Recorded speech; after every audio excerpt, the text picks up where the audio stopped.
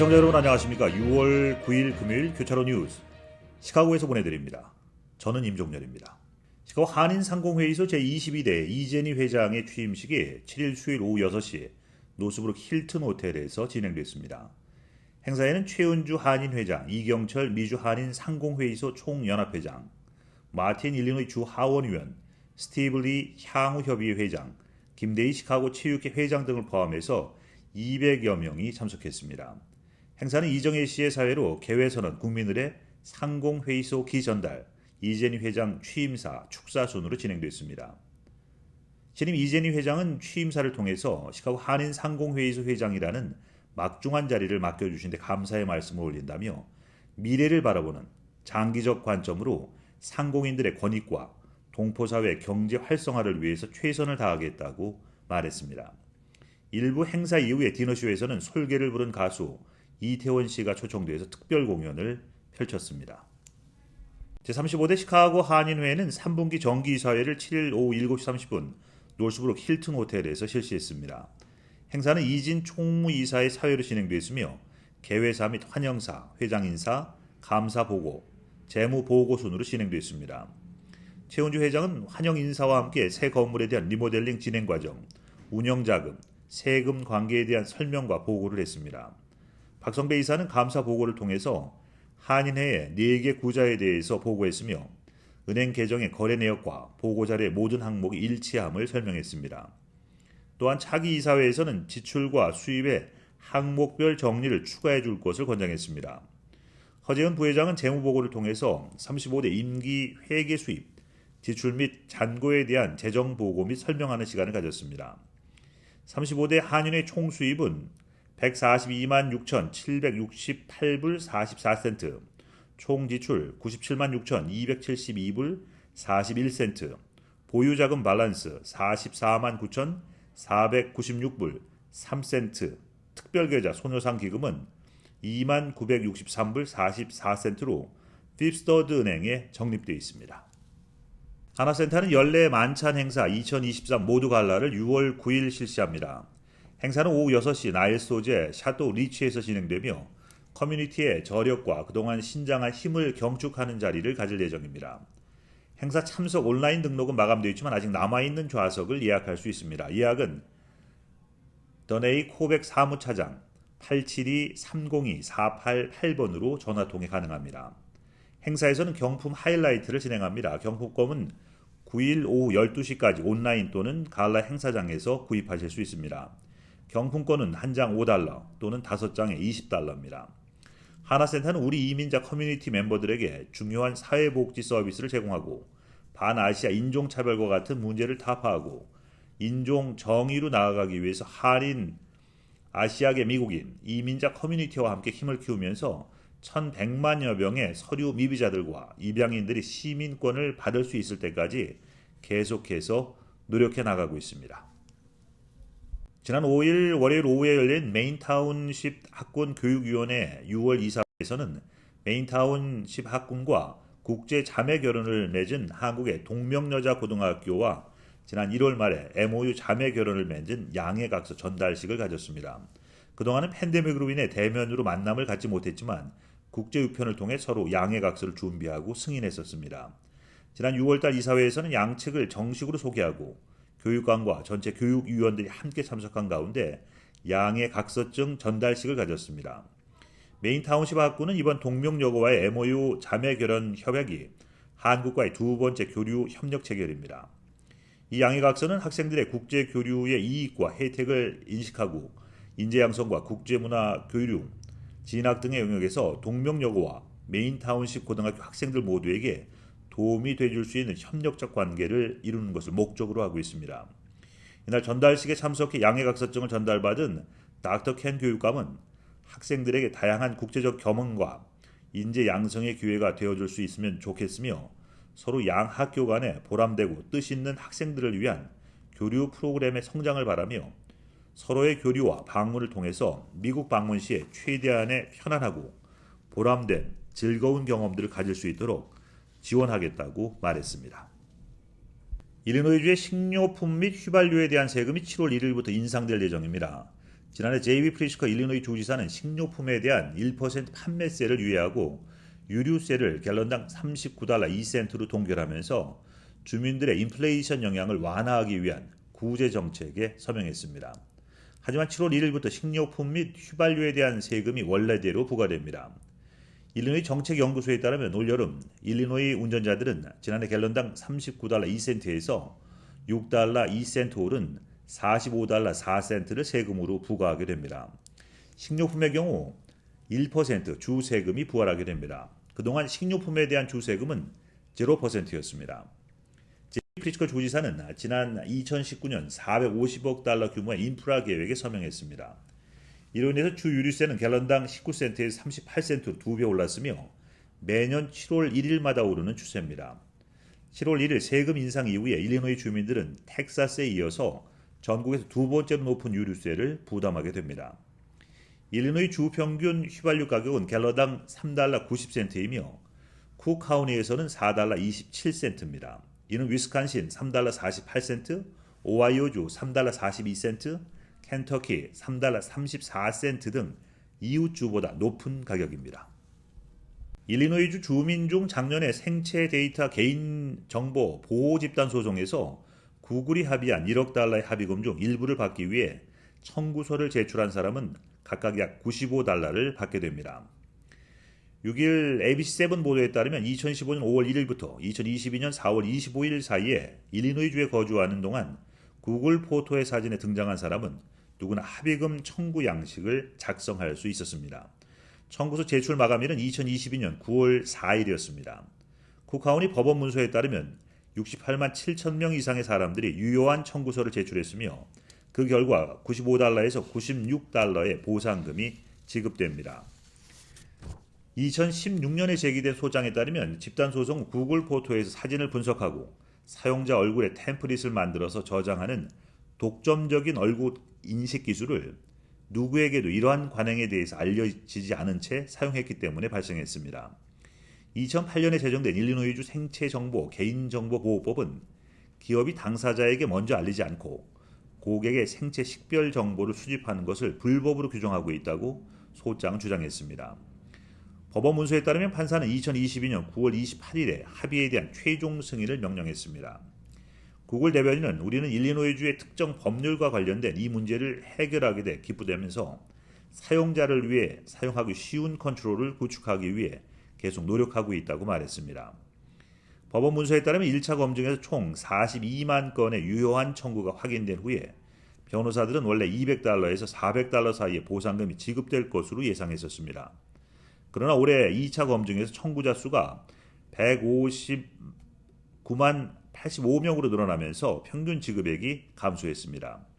2020년도에는 140만 명 이상의 일리노이주 페이스북 사용자가 게시한 사진에 다른 사람을 태그하도록 제한하는 기능으로 일리노이주 개인정보 보호법을 위반했다는 또 다른 집단 소송에서 유효한 청구 소송을 한 바 있습니다. 잠시 전하는 말씀 후에 뉴스 보내드리겠습니다. 2부 첫 소식입니다. 미주 최대의 아시안 슈퍼마켓 체인 H마트가 일리노이 샴버그 지역에 두 번째 매장 오픈 준비 중에 있습니다.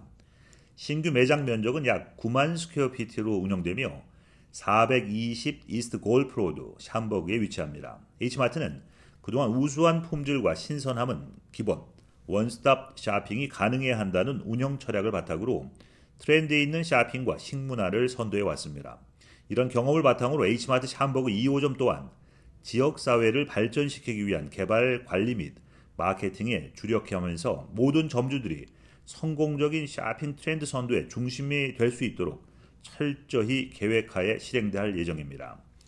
H마트 브라이언 권 사장은 H마트 샴버그점의 새로운 확장 소식과 함께 계속해서 지역 주민들에게 아시아 음식 문화에 대한 사랑과 열정을 공유할 수 있게 돼서 매우 기쁘다라고 전하며 H마트를 이용해준 모든 고객분들께 더 좋은 쇼핑 경험과 최고의 품질, 서비스를 제공하도록 최선을 다할 것을 약속드린다고 덧붙였습니다. 2024년 오픈을 예정하고 있는 H마트 샴버그 2호점은 현재 함께할 다양한 테너트들을 모색 중입니다. 테너트 입점을 희망하는 비즈니스들은 Hmart 공식 웹사이트 www.hmart.com을 방문해서 서비스 리테일 스페이스 배너를 통해서 신청서를 제출하면 됩니다. 이외에 자세한 사항은 tenantinfo@hmart.com으로 문의하실 수 있습니다. 시카고시의 최저임금 인상이 다음 달 초에 시행될 예정입니다. 시카고의 시간당 최저임금은 21인 이상 고용주의 경우 $15 40센트에서 $15 80센트로 4인 이상 고용주의 경우 $14 50센트에서 $15로 인상됩니다. 또한 팁을 받는 직원의 경우 시간당 최저임금은 대기업 $9 24센트에서 $9 48센트로 소기업의 경우 $8 70센트에서 $9로 인상됩니다. 시측은 올해 인상으로 최소 $15 임금을 보장하려는 목표를 달성했다고 말했습니다. 해당 조례는 7월 1일부터 적용됩니다. 최저임금 인상이 적용되기 위해서는 2주 동안 최소 2시간 이상 일해야 하며 4인 이상 종업원을 보유하고 쿡카운티로부터 사업 라이센스를 취득한 업체에 해당됩니다. 제비 프리츠커 주지사가 7일 시카고 웨스트 멜든 애비뉴 5000블럭에 있는 크리스토퍼 하우스에서 $500억 지출 주 예산안에 서명했습니다.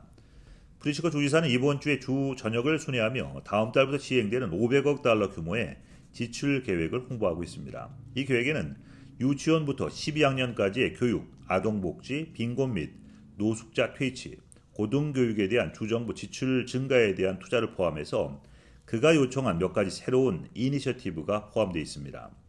그중 스마트 스타트 일리노이는 보육 및 유아원, 서비스를 원하는 모든 3살, 4살 아동이 이용할 수 있도록 하는 것을 목표로 하는 단연간의 계획입니다. 다음 회계년도에는 유치원 정원을 늘리고 유아 인력을 안정화하면서 조기 개인 및 가정 방문 프로그램을 확대하기 위해 $2억 5천만 예산이 추가됩니다.